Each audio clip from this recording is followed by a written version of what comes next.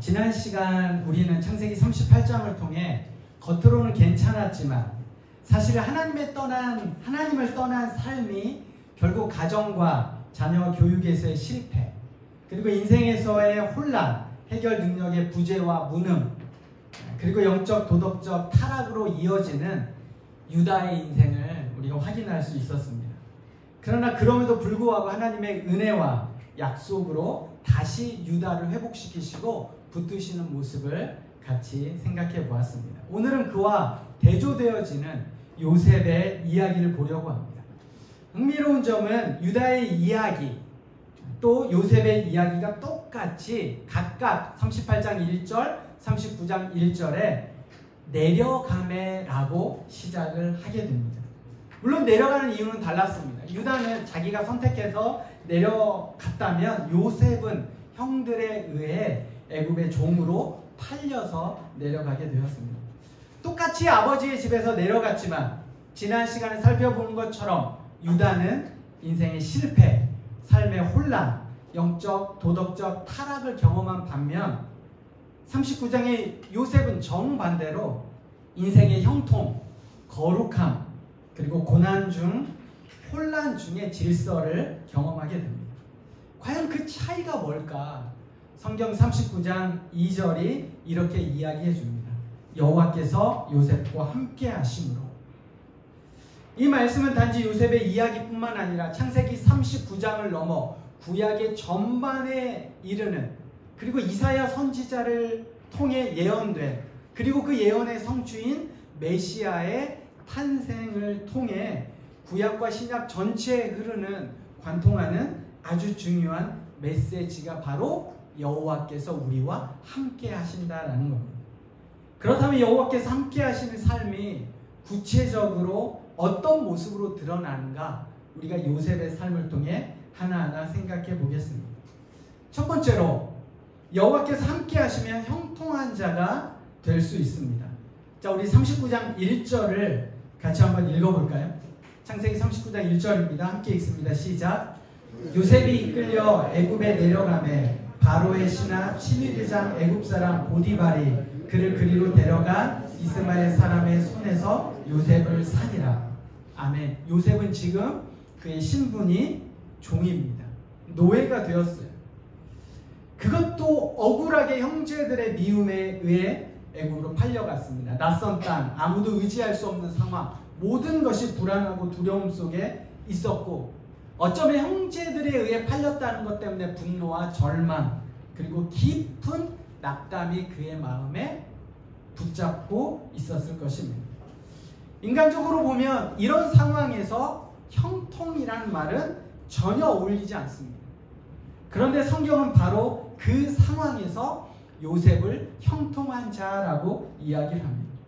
형통하다는 건 단지 일이 잘 풀린다는 의미를 넘어서 성경의 의미는 앞길이 보장되다라는 뜻이에요. 앞으로 나아가다라는 뜻이 형통이라는 뜻입니다. 요셉이 어떻게 종의 상황에서, 종이라는 것을 조금 더 풀면 노예잖아요. 그 노예의 상황 속에서 형통한 자가 되었다라고 이야기하는가?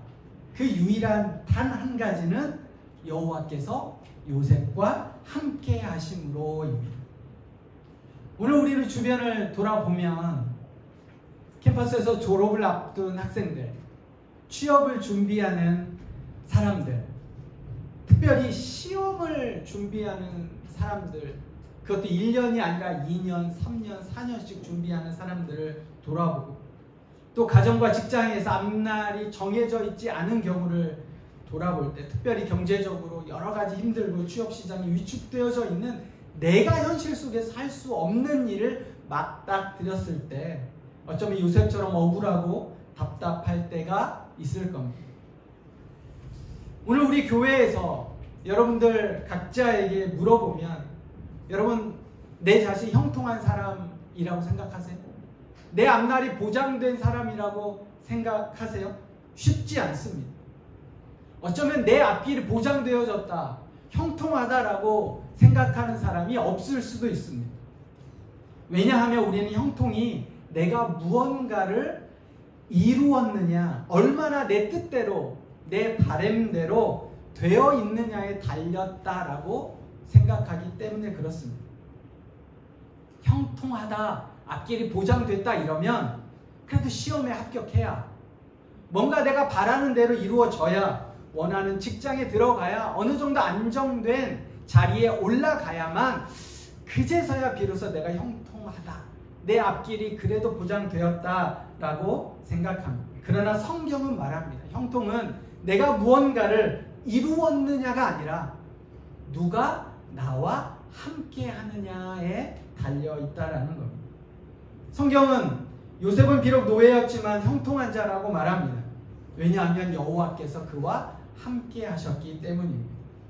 그러므로 진정한 형통의 조건은 여호와의 임재, 하나님이 나와 함께 하시느냐입니다.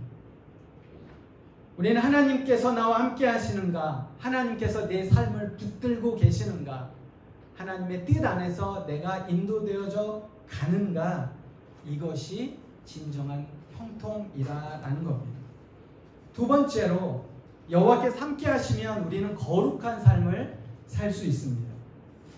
유다는 자신의 삶을 자신의 욕망과 육체의 욕심에 내맡기고 살았습니다. 왜냐하면 그가 함께 하시는 분이 여호와 하나님이시라는 걸 인정하지도 바라지도 않았기 때문에 그렇습니다. 그런데 창세기 39장 7절에 보면 보디발의 아내가 날마다 요셉을 유혹합니다. 하지만 요셉은 단호하게 거절하죠. 여러분 8절과 9절을 같이 한번 읽어보겠습니다. 39장 8절과 9절입니다. 시작. 요셉이 거절하며 자기 주인의 아내에게 이르되 내 주인이 집안의 모든 소유를 간섭하지 아니하고 다 내 손에 위탁하였으니 이 집에는 나보다 큰 이가 없으며 주인이 아무것도 내게 금하지 아니하였어도 금한 것은 당신뿐이니 당신은 그의 아내이니라. 그런즉 내가 어찌 이 큰 악을 행하여 하나님께 죄를 지으리까. 아멘. 여기서 중요한 요셉의 고백이 나옵니다. 여러분 원래대로 그냥 제 생각대로 쭉 읽다 보면 이렇게 될 것 같아요. 9절 하반부에 보면 이렇습니다. 금한 것은 당신뿐이니 당신은 그의 아내임이라. 그런즉 내가 어찌 이 큰 악을 행하여 내 주인께 죄를 지으리까. 그렇지 않겠어요? 보디발의 아내를 범하는 건 누구에게 죄를 짓는 거예요? 자기 주인인 보디발에게 죄를 짓는 거예요. 그런데 오늘 요셉의 고백은 이렇습니다. 큰 악을 행하여 보디발에게 죄를 지으리까가 아니라 하나님에게 죄를 지으리까라고 그가 고백해요. 그는 단순히 주인 보디발의 잘못한 게 아니라, 그 자신이 두려운 게 아니라 진짜 요셉의 주인은 하나님이었다라는 겁니다. 요셉은 유혹 앞에서도 이것은 하나님께 죄를 짓는 것이라 고백하며 철저하게 자신을 지킬 수 있었습니다. 여러분 사람은 누구나 자기가 중요하게 여기는 가치에 따라 움직입니다. 무엇을 얻을지, 무엇을 포기할지 결국 그 사람의 가치관이 드러나게 됩니다.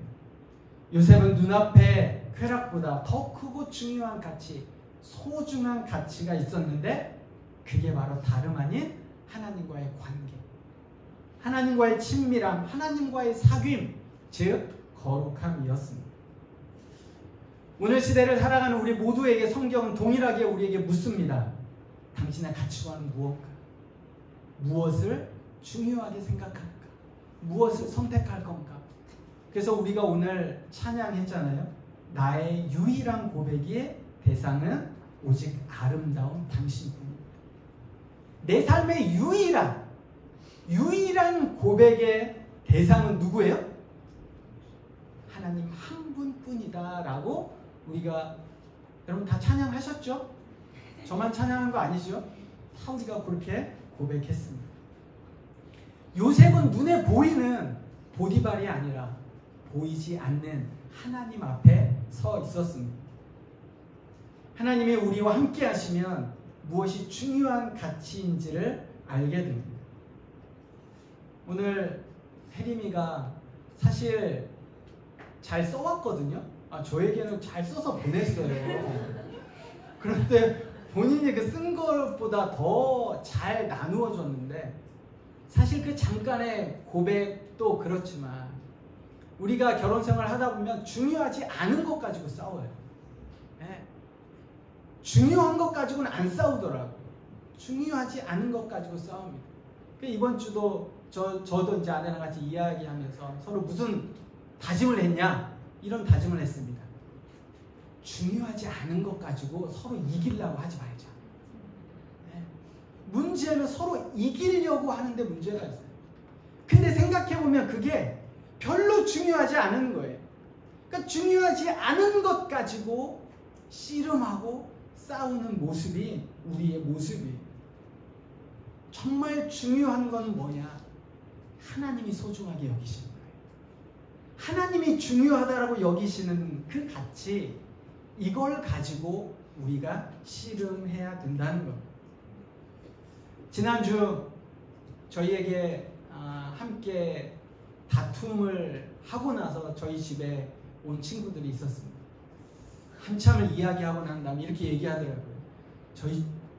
저희처럼 자주 이 집에 오나요? 네.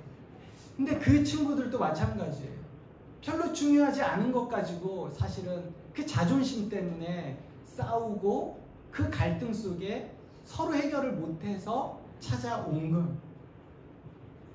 여러분, 중요한 건 내가 중요하게 생각하는 게 아니라, 보디발이 중요하게 생각하는 게 아니라, 정말 중요한 건 하나님이 중요하게 생각하는 가치. 여러분, 여호와 하나님과 함께하면 이 중요한 가치가 무엇인지를 우리 모두가 깨닫게 될 줄 믿습니다. 세 번째로, 여호와께서 함께하시면 고난 없는 삶이 아니라 고난을 이길 수 있는 삶을 살게 됩니다. 요셉은 바른 길을 택했습니다.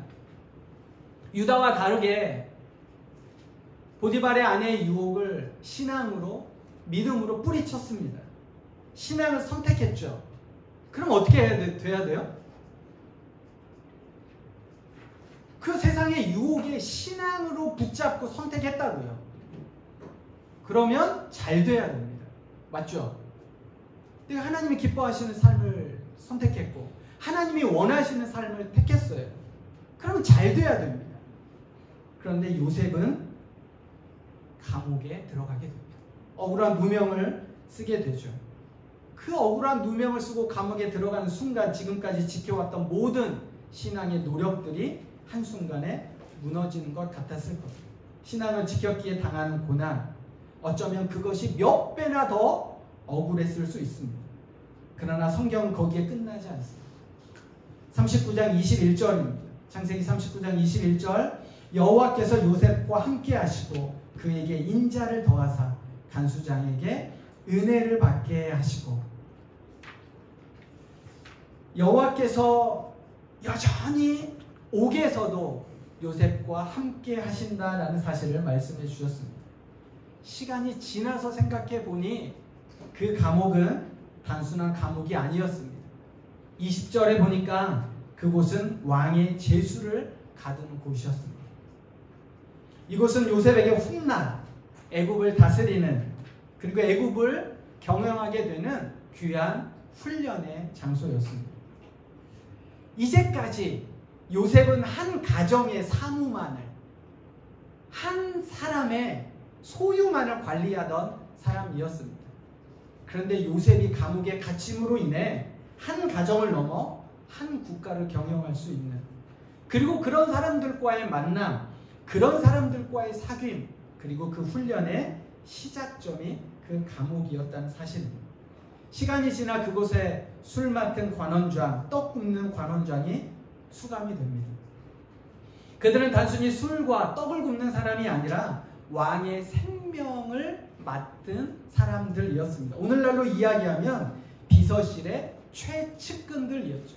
근데 어려움을 겪어 잠시 그 자리에서 내려와 있었을 뿐입니다. 그들을 만나고 꿈을 해석해 주었고 결국 한 사람의 억울함을 풀어주고 그 꿈을 통해 다시 복직하게 되었습니다. 그리고 나서 그에게 자신의 억울함을 호소하고 자신을 기억해 달라고 이야기를 합니다. 그가 철떡같이 그렇게 하겠다라고 이야기를 했죠. 그런데 성경은 이렇게 이야기합니다. 곧 그가 요셉을 잊어버렸더라. 그리고 시간이 지났습니다. 2년이 지나서 하나님의 때가 찾아왔고 하나님의 시간이 흘러왔습니다.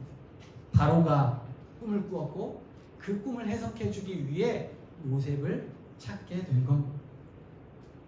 여러분, 요셉의 삶을 우리가 지난주에 쭉 묵상하면서 그 요셉의 삶은 유다 못지않게 고난과 좌절과 혼란의 연속이었습니다.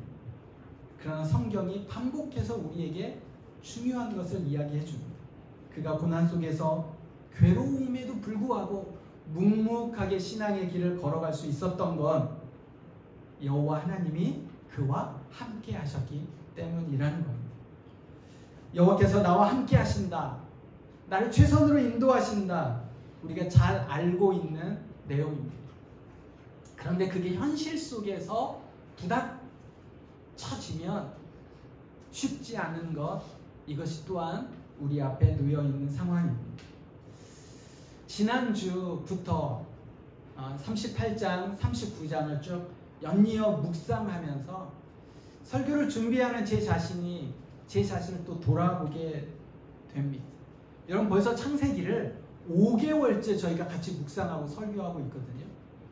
그런데 유튜브에 이 창세기 강해를 기가 막히게 하신 목사님들 한두 분이 아니에요. 유튜브에 보면 정말 창세기를 너무 잘 설교하신 목사님들이 너무 많다라는 거예요. 그래서 저도 가끔씩 참고해보면 와, 이렇게 설교하시는구나 라고 생각할 때가 있습니다. 초보 목사로, 설교자로 내가 잘하고 있는가? 5개월째 설교하고 있는데 정말 다 잘하고 있는가? 성도들의 은혜가 되는가? 그리고 성도들이 설교를 듣고 삶의 변화에 대한 고민을 하는가? 우리 교회는 잘 세워져 가고 있는가? 이런 고민의 시점이 저에게도 있게 됩니다. 그러면 부담감이 쫙 밀려오죠. 그럴 땐 동네를 한 바퀴 돕니다. 이래저래 동네를 한 바퀴 돌죠. 기도인지 이게 대화인지 하소연인지 모를 그런 넋두리를 하나님께 하게 됩니다. 그럴 때 이번 주에 저에게 주셨던 마음의 말씀이에요. 너의 말이 성도들에게 들려지는 설교에 포커싱을 두지 말고 먼저 그 설교를 준비하며 네 신앙 고백이 설교 안에 묻어 있느냐. 너는 이 설교를 하면서 너 스스로 깨닫는 은혜가 있냐. 내가 너에게 말하는 그 음성을 너는 듣고 있느냐. 너도 이 말씀이 동의가 되느냐. 그리고 너도 이 말씀대로 살아가려고 노력하느냐. 씨름하느냐. 사실 목사도 한 사람의 성도이잖아요. 다르지 않습니다. 여러분이 주어져 있는 삶과 제가 살고 있는 삶 똑같아요. 우리는 모두 영적으로 세상 앞에 치열하게 싸우고 있는 한 사람이 전투하는 교회이고 전투하는 성도들입니다. 우리 앞에도 놓여있는 재정의 문제, 미래에 대한 불안함, 때로는 억울함, 감당해야 하는 무게, 남편으로, 또 아내로, 자녀로, 부모로 감당해야 될 무게들이 있습니다. 그런데 그 무게를 붙잡고 결국 내가 하나님 앞에 나아가지 않으면, 하나님께 기도하지 않으면, 하나님 붙잡지 않으면 아무것도 할 수 없는 내 자신이나 여러분이나 사실은 동일하다는 생각을 하게 됩니다. 왜냐하면 우리가 이 땅 가운데서 끊임없이 영적으로 싸워야 하는, 여전히 주님 다시 오시는 날까지 싸워야 하는 그 갈등 속에, 그 어려움 속에 하성이가 얘기했던 그 충돌을 늘 우리는 경험하기에 내가 어떻게 살아야 하는지를 내 스스로가 아니라 여호와 하나님과 함께 하지 않으면 아무것도 해결할 수 없는 존재가 연약한 저와 여러분이라는 사실입니다. 말씀을 정리합니다. 형통은 상황에 있지 않습니다. 형통은 어떤 환경이나 지위나 재산에 달려있지 않습니다. 형통은 여호와 하나님이 우리와 함께 하시느냐에 달려 있습니다. 하나님을 의지하고 하나님 바라보고 하나님이 내 삶을 이끌어 가실 것이라는 믿음이 우리에게 형통한 삶을 주게 됩니다.